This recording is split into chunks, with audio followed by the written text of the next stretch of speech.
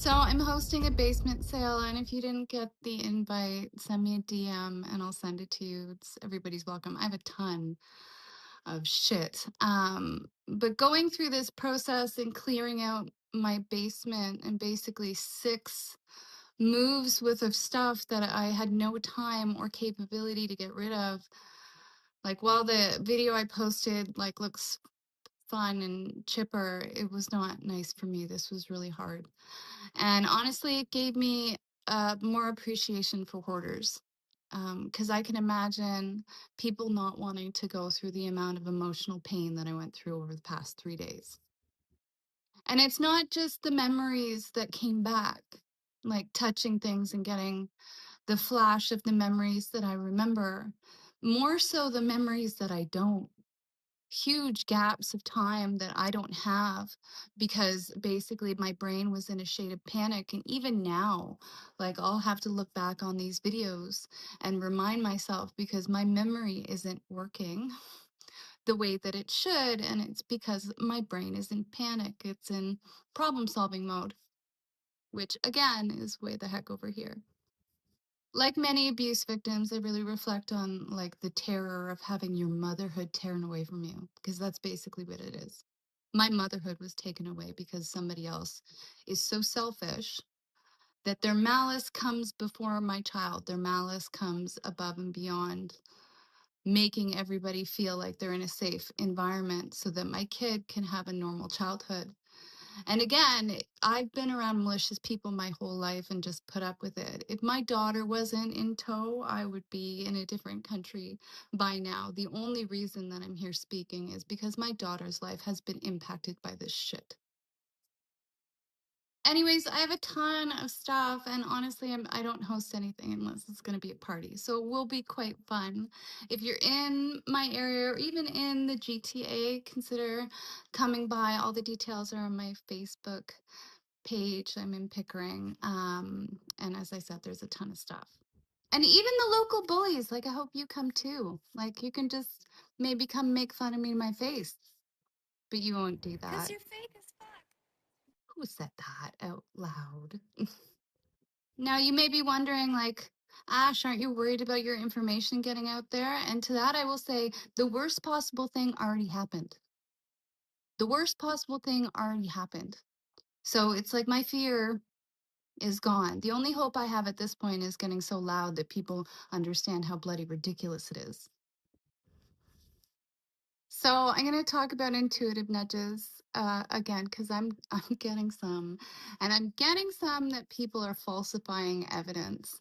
Now I'm talking about my abuse package, and I'm talking about things because it's the truth, and I can back this all up in data, in actual paperwork, but which is not illegal, right? I cannot, I guess, be penalized for speaking truth. But you can, however, get penalized for lying and falsifying evidence. So just to clarify for everybody around the table so that all the authorities know, because I know that a whole bunch of people are watching now, I haven't said more than 3 words to my ex by text since I don't send anything to him. My responses are nothing more than fine, okay. I reminded him to call into the school around April 20th. But other than that, I don't send him anything. So if there's any text messages being circulated, etc., about me, that's a lie. And they are going to be able to tell because they're you can track text messages and emails through IP addresses. The whole point of quantifying abuse is the fact, to stop the fact that we've been living in a place where one person says the truth and the other person is blatantly lying. And it's like people don't know which one's right. Quantifying abuse fixes that, right? It clearly identify who is the aggressor and who's not the aggressor in these very high conflict situations, because it seems like society, we got it wrong. The fact that people think that there are 2 sides to every story tells me that the bad people won. Because in these high conflict situations, one person's going, that person's abusing me, and the other person's saying there's two sides to every story, and that's always the abuser. The two sides to every story is them actually admitting that they have done wrong, but they think it's okay because they think the other person's just as wrong.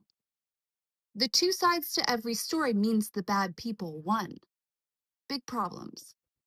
Quantifying abuse takes those questions out of the game so we can fix these very significant societal issues before they ruin more generations of kids. But the fact that people are still sitting around the table going, well, I don't know, right? It's just, it's one of those like, really? Really? That's something.